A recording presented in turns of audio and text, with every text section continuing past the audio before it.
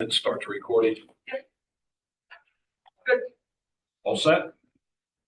Can we change that so we can see the other folks? It only does it if they have their cameras on. Oh, is that what it is? Yeah. Okay.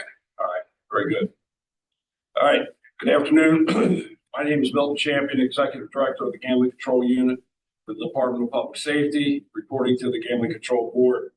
It's December 16th, 2025 at 1 p.m. I now call this hearing to order. Also here with me today is Assistant Attorney General Phil Mantis and Reed Halton. Okay. And then as well, the Deputy Director, Matthew Motti. This is a rulemaking hearing to update the board's minimum internal controls governing GAT and threshold requirements for casino operations under MRS Title 8, Chapter 31, Section 103, 1B. Notice of this hearing was published in the Kennebec Journal, Bangor Daily News, Waterville Morning Sentinel, Lewis and Sun Journal, and the Portland Press Herald on November 26, 2025. Notice was also posted on the websites of the Bureau of Corporations, Elections, and Commissions, and the Gambling Control Unit. Copies of the notice and/or proposed text were individually sent to persons who requested copies after the publication. Extra copies of the notice, proposed text, and the rule are available today in the conference room, but no one's here to read them. The purpose of this hearing is to allow the Gambling Control Board to receive any comments or other information that interest persons or parties may wish to provide regarding the potential rules for the board's minimum internal controls. The hearing is being electronically recorded and a transcript will be produced from that recording. We have an attendance list at the back of the room or in front of the room, in which I would ask everyone in attendance to fill out, but no one's here, so we'll just take testimony from those on the Zoom call. If you're here to provide testimony regarding the proposed rule, when you're recognized, please provide your name and the company or organization you represent, or simply as a person of interest. For recording purposes, some may not be familiar with some of the industry terms or acronyms. So if you use them once, please be sure to spell it out the first time so that you use it so that we can have an accurate record. This will be important due to the technical nature of this subject regarding GAT requirements. Due to the technical nature of this subject, I would ask for proposed language in advance from the casinos, GOI, and BMM. Those comments made it practical to have this public hearing and work from the basic proposed language published. We are not going to discourage anyone from addressing any of the provisions within the proposed rule, Appendix A. However, major substantial changes will require a republication and new comment deadline. It would be appreciated if the same points are not repeated numerous times. If you agree with comments someone else has made, a brief statement to that effect would be sufficient. The purpose of this hearing is to accept testimony and/or comment on the proposed Gambling Control Board Rule, Chapter 5, Appendix A. You may also submit written comments on the proposed text. All written comments must be received no later than the close of business on Friday, January 16th, 2025. Comments received after that date will not be considered.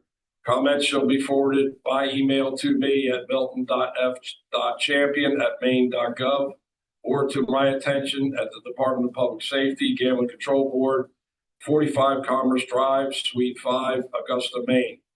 Final decision on Gambling Control Board Rule, Chapter 5, Appendix A, may be made by the Gambling Control Board at the April monthly meeting to be held Tuesday, April 21st, 2026, in the Gambling Control Board room in Suite 5 of this building.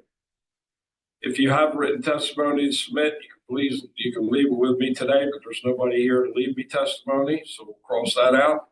I will not be debating the proposed rules with any testifiers. Either I or the Assistant Attorney General will attempt to answer any questions, and if I don't have the answers, I will post the answer to any unanswered questions on the Gambling Control website in the area of rulemaking as soon as possible.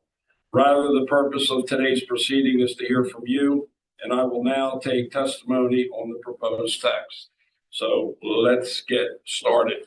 So what I'd like to do is there's two areas that we're looking at. One is the change of the federal threshold requirement. So if we could go to that section first, which is located on, excuse me, starts out on page 45 under III-E1, payouts not directly paid from the slot machine. In A, number 3, we're looking to add equal to the IRS taxable threshold and scratching of $1,200 to so forth and so on. So is there anyone to make comment on that proposed text? If they throw up your hands, well, I won't be able to.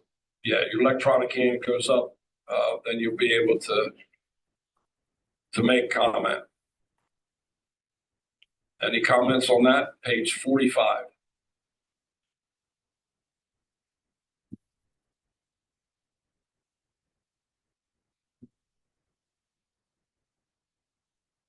No comments?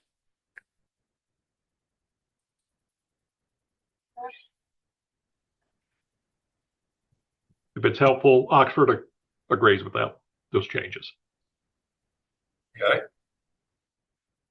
And then that continues on page 46 in that same section under number 6, where we added after, so the entire sentence, number 6, procedures to ensure surveillance coverage is kept of all jackpots.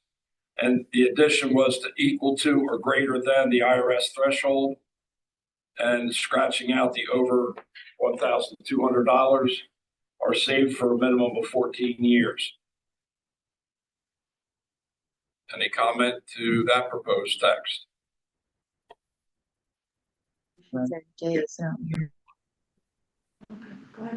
Hi, Mr. Director, Jason Gill, Penn Entertainment. Just a quick note to say, yep, all this is consistent with what we're doing in all of our other jurisdictions, and Hollywood Vanguard concurs with the language. Okay, fantastic.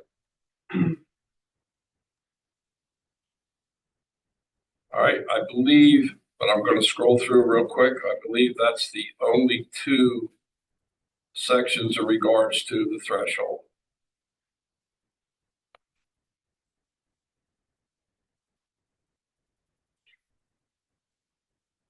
Yep, seeing no others. Okay, we'll get back now. We'll start to work on the GAT requirements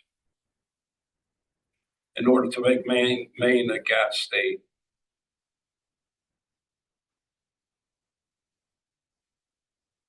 Okay, and I believe what we've proposed is all on page 32.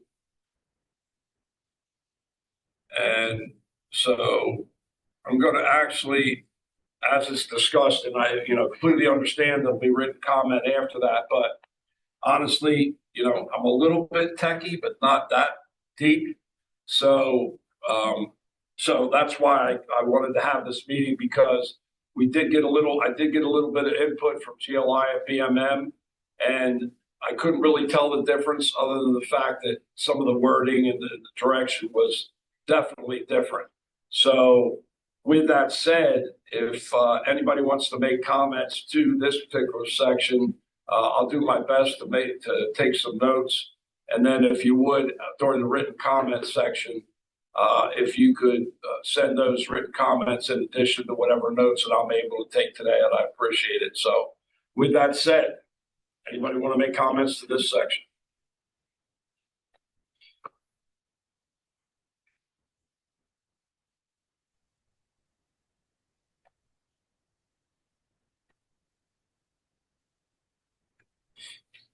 Gabe, I believe you're unmuted. Yes, good afternoon, and thanks for having this, Mel. Appreciate it. It's Gabe, for the record, it's Gabe Benedict with GLI. We are going to provide written comments. I've sent them to you already. there's a whole long list of stuff. We would be on this call probably for a good bit of time if we went through all of them individually. Is there anything specific that you possibly wanted to inquire about, that some of the comments that we addressed already, that we provided to you, instead of just kind of going through that long list of things that we addressed? We do have a team. I've got some folks from our technical compliance group here as well this afternoon, that, again, if there's specific related questions to anything that you want further explanation on, we'd be glad to do that at this point. Again, rather than going through that pretty lengthy list that we had submitted. So I'm looking at the email that was submitted. In fact, yeah, you submitted it with James and Matthew, and we went from SAS hash to SHA-1 signature. Can you explain that a little bit? All right, this is Jim McGurley from GLI. Appreciate your time today. One of the things that I think we wanted to comment on, particularly, I don't think there's any concerns with moving to GATT, and I think we did provide some additional requirements offering to you that you can wish to include into your mix to cover, GATT specific requirements. I think most of our comments were kind of referring to some of the sections beforehand, more or less, with the signature verification of the system. I think some of the language seems to speak to use of central monitoring systems where the signature process takes place more frequently. I think with the casino management system, we typically don't see a SHA-1 being used as a signature. A lot of times with a SAS-based monitoring system, which I believe you have in the field today, those are generally a CRC. And those typically won't occur with slot accounting systems. So I think we want to just kind of point that out to you to maybe take a look at those. Again, nothing specifically with GATT as a concern. One thing just to note is that the GATT verification would be a manual verification. That's usually a serial at the machine. That's not something that's done remotely. So I think we wanted to kind of point that out as well, just to make sure that that's by all means, it's an alternative method. And we just want to make sure, I guess, the intent by the commission is in line with the requirements that you're calling out.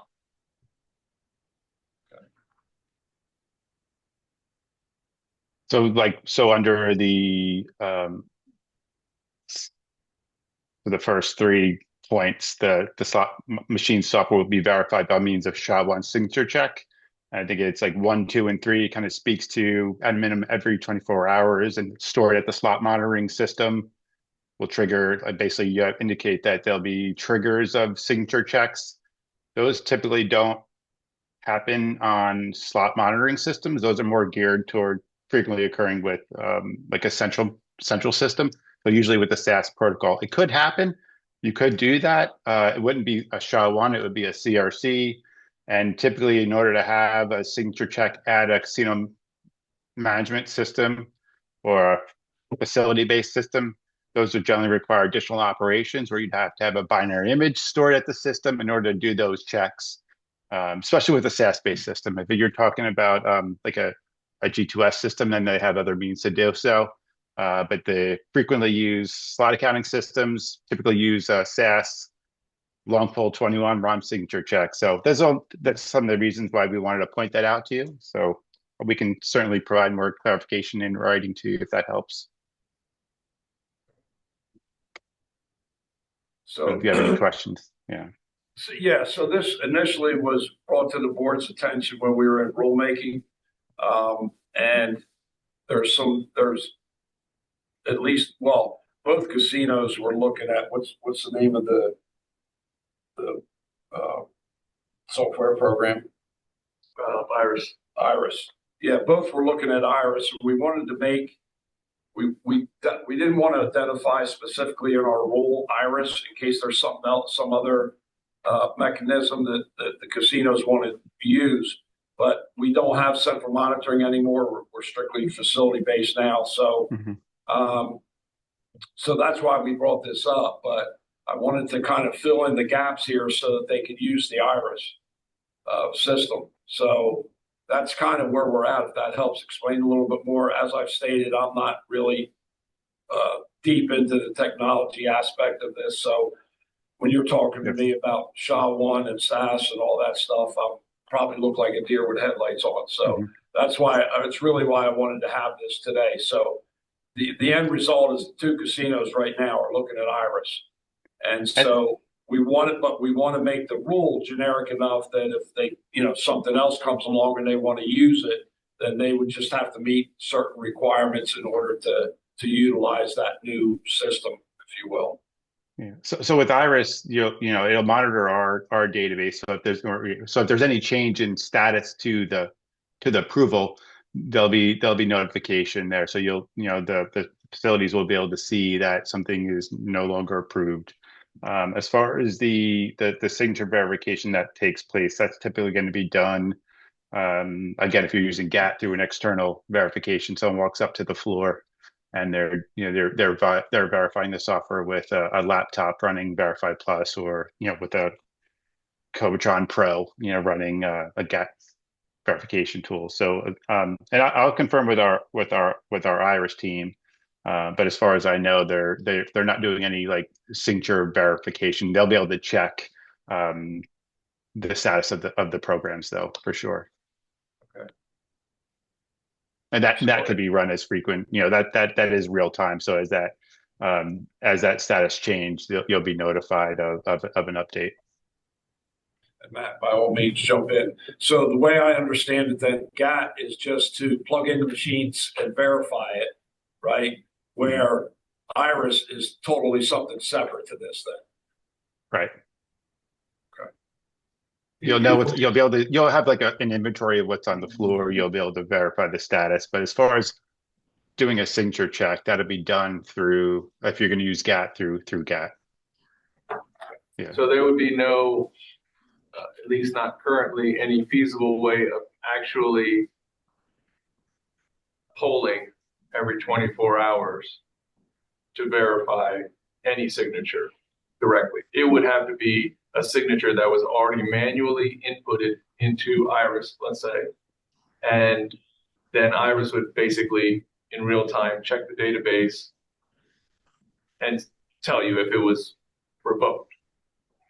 But other than that, we wouldn't actively be polling every 24 hours. That's not something that's feasible. Not the machines. Okay. The database. You'll be checking the database, or approval database as frequently as you need to. Yeah, but as far as polling the machines, that would occur either through a central system or whatever casino management system, if that was set up, or through GAT, or a Verify Plus, a manual signature. So this is Eric from Oxford Casino. So what we're looking to do here pretty much is we would GAT the machines and verify the software via that method. But what we're looking for is if the software was to change at all. So if I put in Lucky Lobster Mania in the game, I GAT it, we approve it, everything's good to go. It pulls a CRC check and says it's CRC 12345 in the system. And then tomorrow, 24 hours later, or when I reboot the game or anything like that, it checks that CRC again, and it checks against the database of the software it already pulled and says, does this match? If it matches, then the state knows that the software has been verified and it's good to go. If that CRC changes, then they know that something has happened. Either we changed the software, it got corrupt, whatever happened, and we can investigate it. This is to pretty much lock in our software, and then the state would know if we change anything through the CRC differences.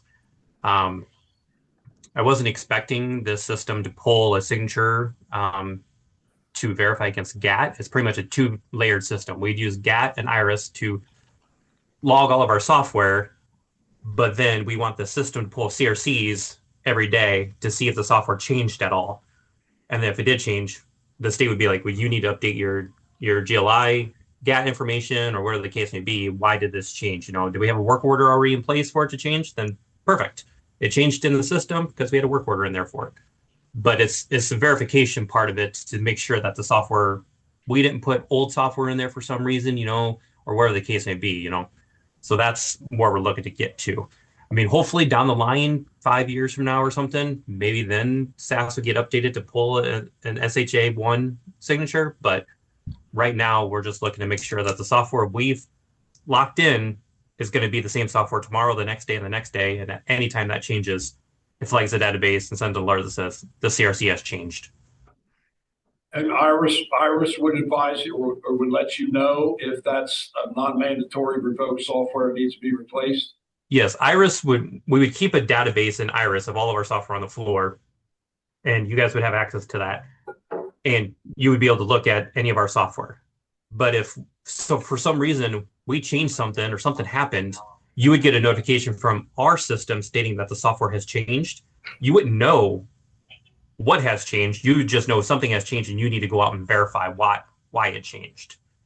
That's pretty much getting rid of the tape is pretty much what we're doing in that part of it, because anytime we change something, you would get a notification on it. Let me ask you a question. So obviously the 24-hour polling is off the table, at least currently. Let's say a technician goes out to the floor, does whatever that technician does. They could still get into the machine and push that signature as an update directly to Iris. Yes, we can walk out with a laptop at any time and get it and update the software if we want to.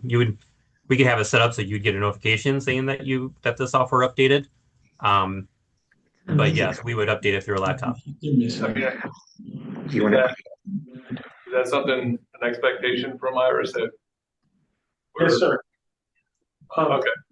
I'm sorry to interrupt. Again, Jason Gill, Regional Director of IT for Penn Entertainment, sitting here in the Maine, the Hollywood Bangor conference room. And we would not debate anything Mr. Franzen just said, other than that we've actually taken it a step further. Before we ever proposed the use of Iris, and maybe this is lost on our friends from GLI, we've worked with, is it Mr. Parrish from the Iris team? We're proposing to automate that even further. We're going to take that game set signature, whatever you'd like to call it, folks, and park it into our underlying gaming system in ACS. Iris already has done the work to pull that signature. We just got to tell them where we're parking it. And we propose to update our compliance list through the Iris dashboard at whatever rapidity the state would like us to, which can be as quickly as every 6 seconds or once a day as the rule set says. So we're pretty confident, folks, that we can get, with the state's approval, obviously, to a situation where we share this dashboard with our regulator.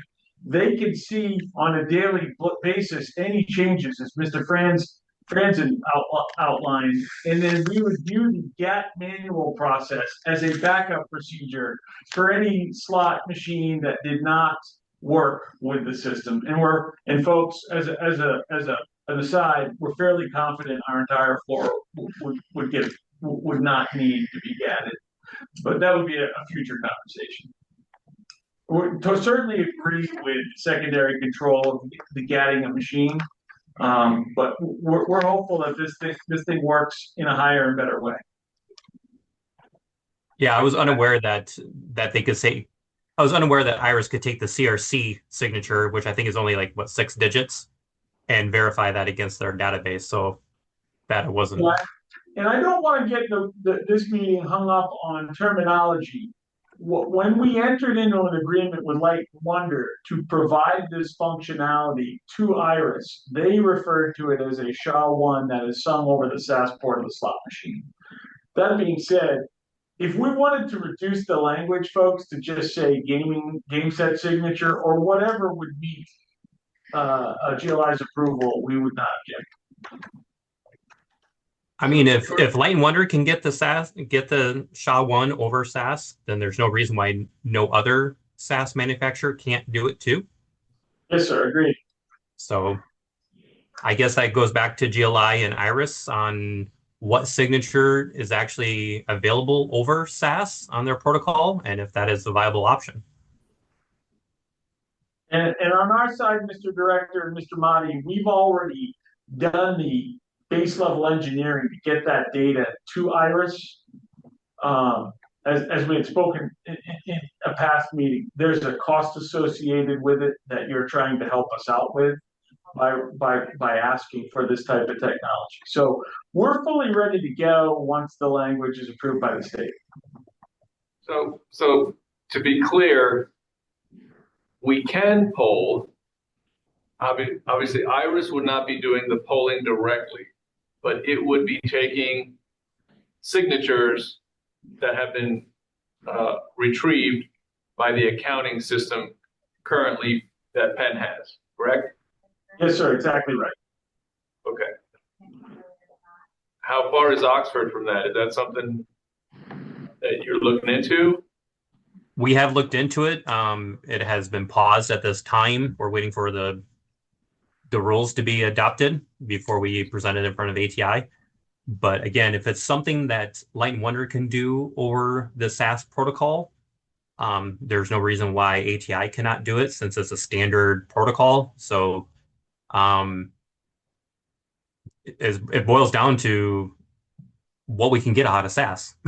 So I'm not a SAS expert, so I can't tell you that, but I know that there's people out there that should be able to tell us that. And it sounds like Light and Wonder has figured it out, so there should be no reason why we can't figure it out either. So it's a reasonable expectation that we could leave in 1, 2, and 3 to operate not directly with Iris, but through their SAS system. Yes, it would be pretty much based on the accounting system to pull that information and store it. And that's why we have that in their words.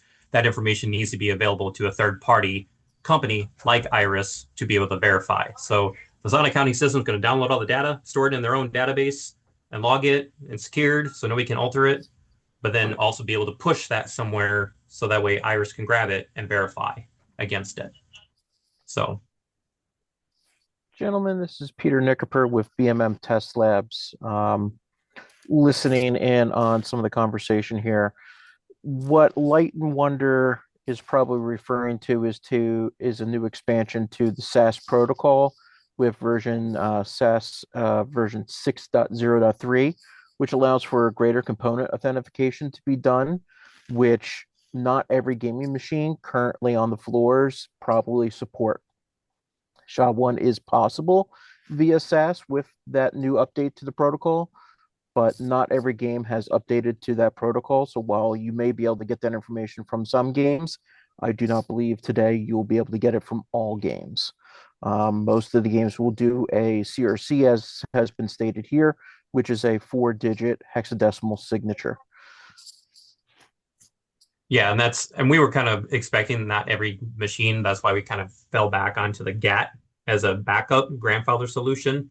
But anything new coming on the floor would have to be 6.0.3 or whatever, like you said, to be able to be granted permission to be in the state of Maine.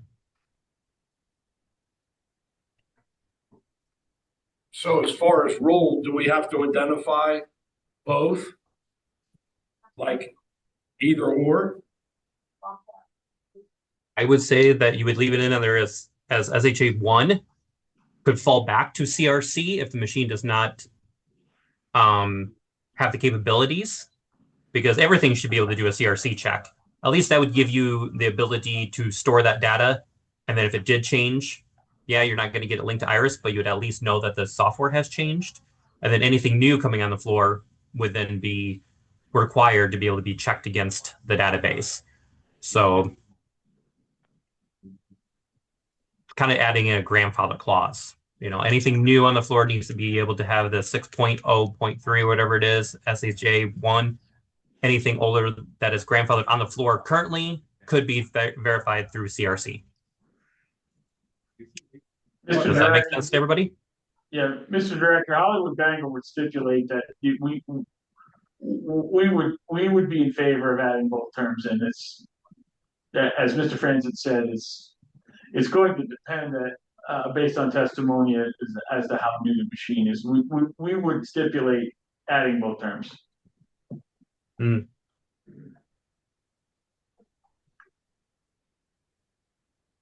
Well, that's only what I was thinking, because if again, Light and Wonder system's probably different than, what do you have, Oasis? Yes. Yeah, so I know these systems are different from each other and that sort of thing. So maybe to cover all bases, we say, the SAS hash or SHA-1 or the other one that you were just referring to, or that one would be at a minimum. But then can that be GAT certified? Yes. Okay.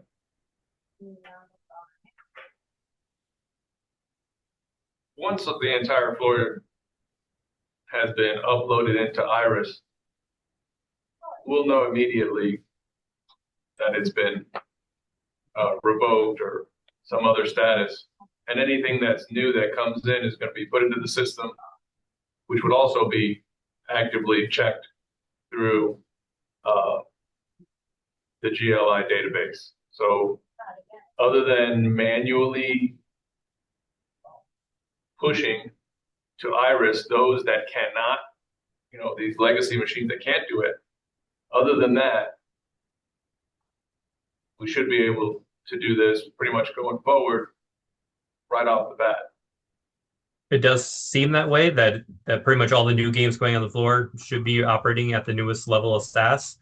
Anything new should be able to meet these requirements, and then anything we have on our floor now, some might not, but anything we replace, of course, would then be updated. And it's software on the machine, so even an OS update could unlock that ability in the future, so. Sure.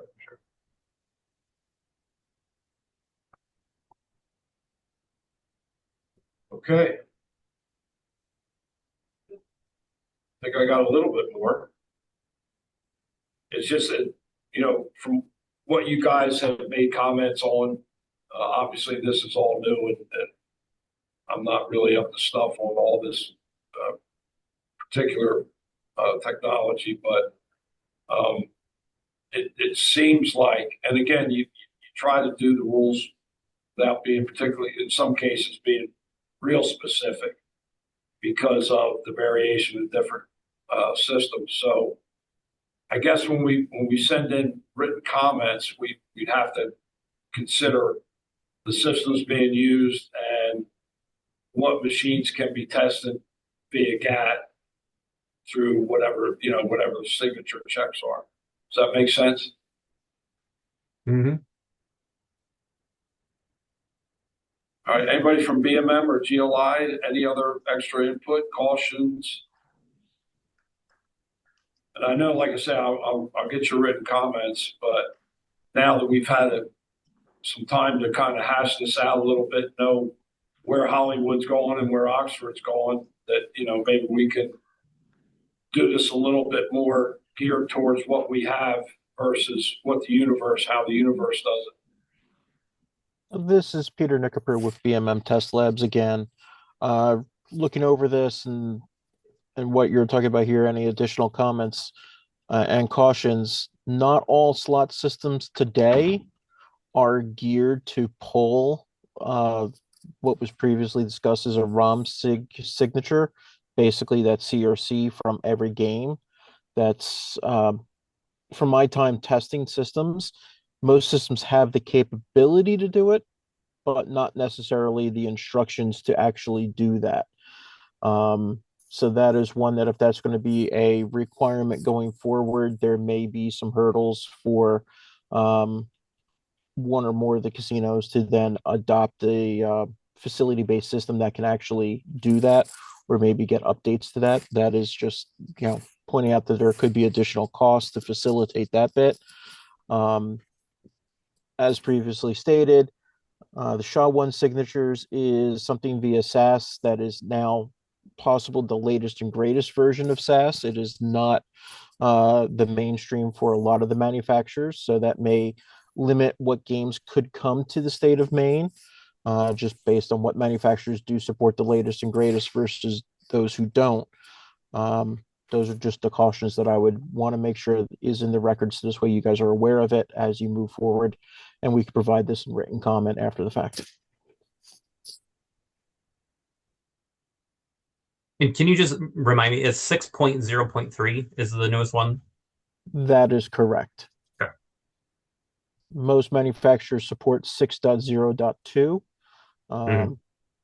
but 6.0.3 is the latest and greatest. It has been out for a bit of time now, but again, not everyone is supporting that today.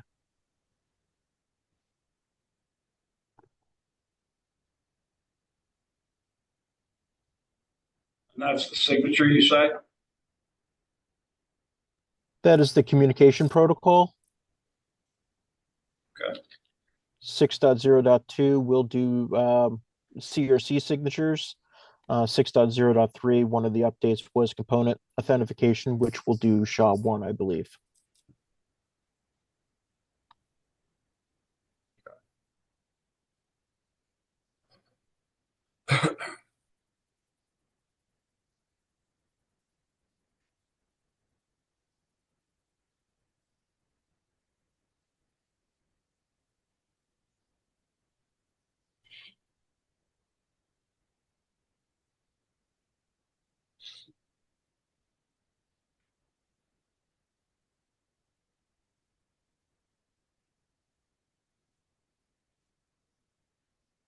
Okay. Is there anything else that you think we need to add? Again, I'll take your written comments. But now I think we have a little bit more of an understanding, at least I would hope.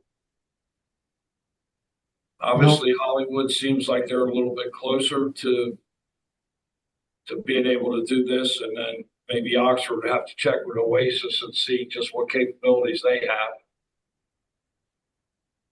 Yes, sir, Mr. Director. So we don't disagree with any of the testimony given today. As written, and I'll be quick on this. As written, we think that the state and Hollywood Bangor's interests are protected. If we do our job right, Mr. Director, we're going to give you a primary system that will check, as the folks from BMM and GLI have outlined, a primary system we fully intend on sharing with our regulator. It just behooves us to do so. That you'll see status of all of those machines, and the gap process can be viewed as a secondary process when the machines don't fit into the iris model, which we're highly hopeful, sir, that those will be fewer and far between as we move forward. So we think both of our interests are protected with the current language. Yeah, well, I think the goal here is number one with the gap requirement, that's to be able to certify the machines short of our guys or any tech having to crawl into the base of the unit and try to certify it that fashion. Obviously, I think the gap requirement's one thing, and then the other, of course, is to be able to test your floor on a daily, weekly basis, whatever that is, to ensure that we don't have that non-mandatory revoked software remaining on the floor anymore. It has to.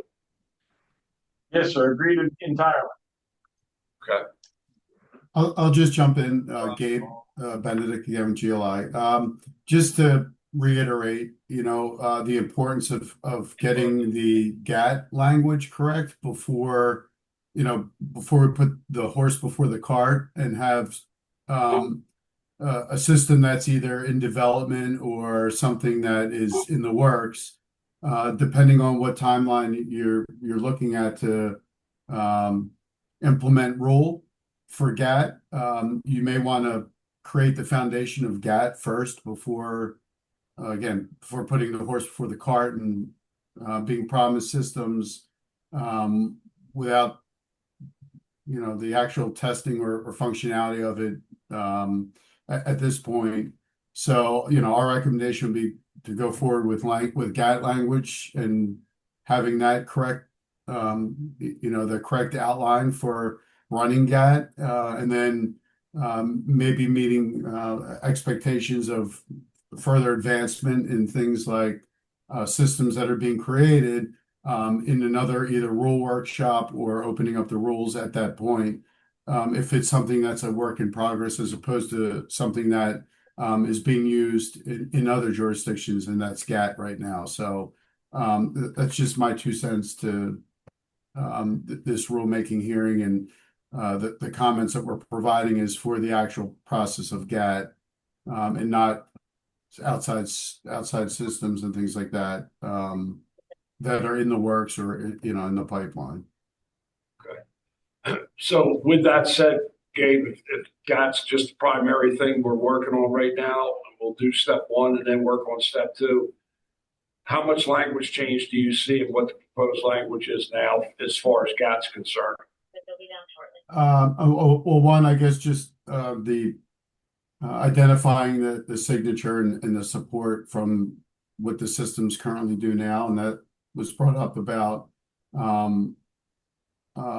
long pole and being able to pull the signatures itself from the GAT. But there's other things that are equally important in there that need, in the current language, how it's written, that we've addressed, just grandfather date, things like that, in terms of putting a timestamp on that would be important. What date is the close date for that? Things outside like that. So, signature checks, about being powered up on slot machines, things like that we've addressed in comments that are pretty self-explanatory. It's just cleaning up some of the current language. Okay. Not major overhauls.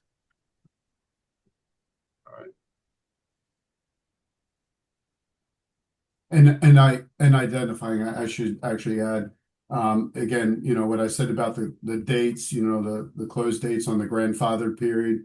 And then also, I think in comment E, is it here? Where it refers to as third-party gaming labs, I guess maybe, changing the language to independent testing laboratories. Because that can open up the floodgates.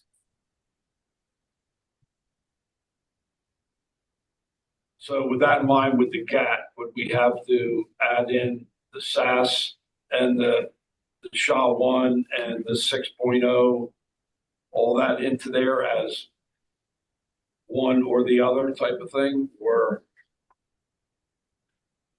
do we stay with one?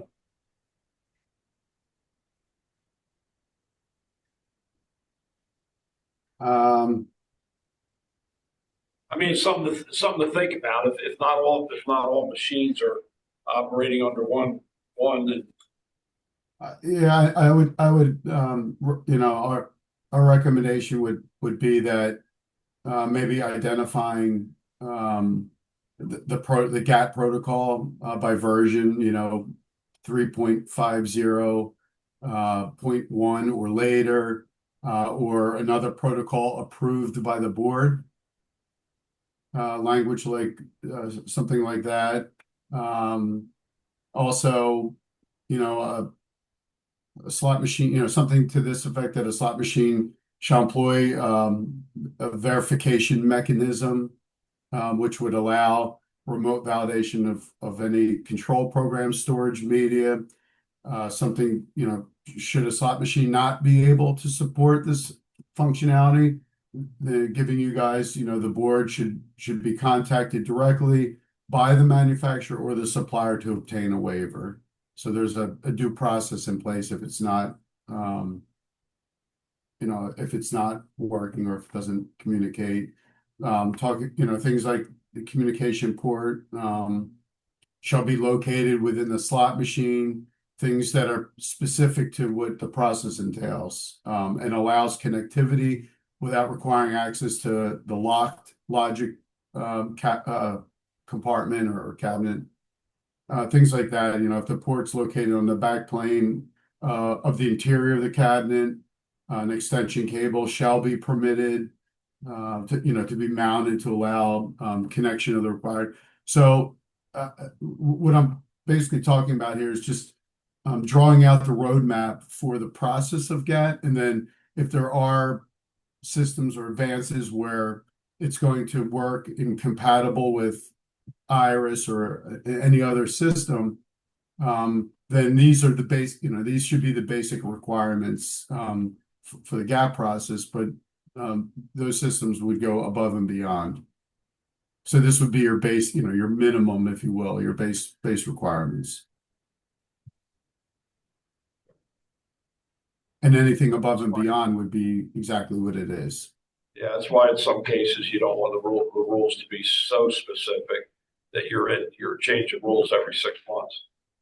Exactly. So if you create the base foundation for GAT, if systems come along that do that and then some, it's captured there without having to go back and recreate rules or amend rules to add specific specifics. Eric, are you still there? Sorry, go ahead. Eric, let me ask you a question. I know that Oasis has put this integration module on hold. If we went with what Gabe just described as the basics, would that be enough to motivate Oasis to continue the module build? I do believe so, as long as there's something in there that says if there's a grace period or something of that nature, that there is an ending to it, for the next year or something like that, then they have to adapt to these. It's just, we can't have something in there that pretty much says you can either do this or this, because as long as there's option B for them to follow and it doesn't have any work for them to do, they'll follow option B. But if option B is eventually going to go away and we have to abide by option A, like pretty much if we say anything that is SAS 6.03 or higher on the floor needs to be checked by this method. And yes, we're going to allow you a year to develop this and get it up and running, because it is going to take them some time to develop it. Or they need to present to the board a time frame of when this will be developed. Then I think we'll be fine. It's just, we can't give them two options and let them pick the option B that does not do what we want them to do. Right. Right. That was my concern. Okay. Thank you. Okay. Any other thoughts?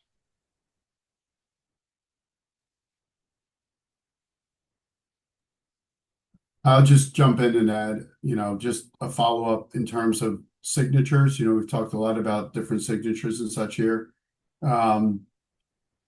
Would be just sticking to the secure hashing algorithm, which is the acronym for the SHA-1 or greater, in terms of putting in language.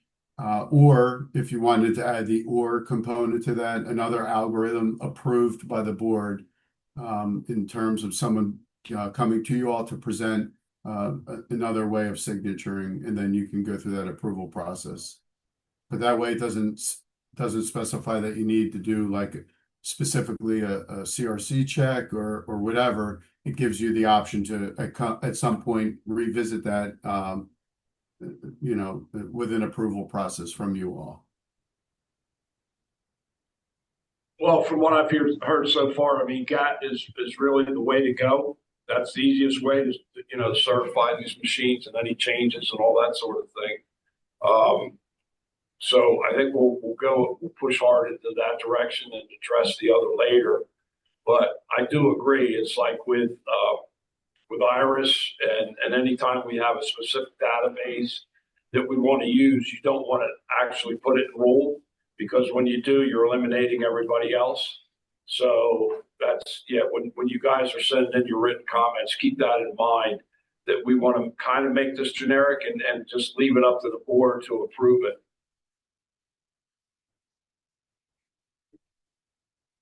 Versus having to change, like I say, having to change rules every 6 months because somebody new came along with something else.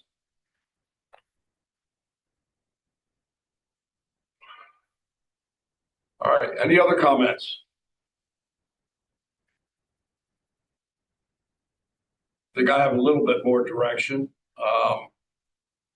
So the comments, again, we get them in by January 16th. this is a question, I guess, for the Attorney General's. Is there, now that we've had a public hearing, would we continue to have one if we have like separate meetings on this subject matter? In other words, we have to have a public. Yeah, any follow-up during the public comment period. So I couldn't like have a separate get together with. Okay. All right. Well, what we'll do is we'll get your written comments. We'll work it out. And then more than likely we'll have a second publication because I think a lot of this is going to be probably major substantive changes. So, and then if we need to get together after that, we'll maybe have a little bit more informal, however, it will be recorded as a public hearing, but we'll have a little bit more informal. In fact, even if the, weather, by the time the weather changes and so forth, maybe we can have more people actually come to Augusta and kind of work this out a little bit more in person as well. The other thing we could do is, would maybe help us out, some of our local inspectors, is even to meet at one of the casinos and actually see some type of a demonstration versus, it's one thing to talk about it, but it's another thing to actually see it being done. So maybe we'll look at something like that. Maybe if one of the casinos want to host a public hearing at their location where we can actually go out and look at a machine and actually walk through the motions. That makes sense. Director? Yes. Mr. Director, Hollywood Bangor, you give us 90 days and we'd be happy to serve that purpose and invite our friends from Oxford up. And I think, as you say, sir, a picture being worth 1,000 words. Yep, absolutely. Okay. Well, January 16th will come around real quick. We'll regroup. I'll regroup with you after that. Maybe we'll have something towards the end of February when things start falling out up here a little bit. Maybe we'll have an invite up to Hollywood and be able to look at it as well as talk about it at the same time. All right. So with that said, thanks everybody for your testimony today. On behalf of the Gambling Control Board, if there are no further comments, we will close this hearing. Seeing none. As I stated earlier, you may submit the written comments by email to me or to my attention at the Augusta address 45 Commerce Drive, Suite 5, and until the business or close of business on January 16th. All righty. Thank you so much.